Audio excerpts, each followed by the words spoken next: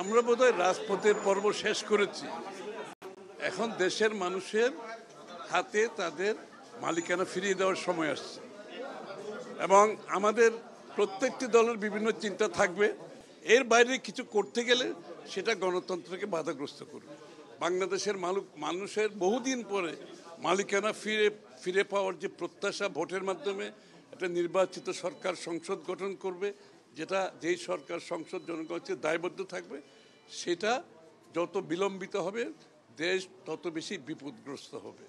আমি বলছি একটা কথা বারবার, যে সমস্ত আন্দোলনের পরে, বিপ্লবের পরে যেই সমস্ত দেশ যত তাড়াতাড়ি নির্বাচিত সরকারের মাধ্যমে গণতান্ত্রিক প্রক্রিয়ায় ফিরে যেতে পেরেছে সেই দেশগুলো ভালো করছে।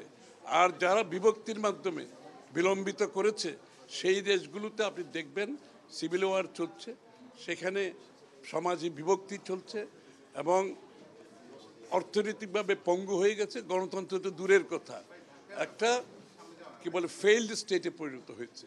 আমরা বাংলাদেশকে সেদিকে নিয়ে যেতে চাই না।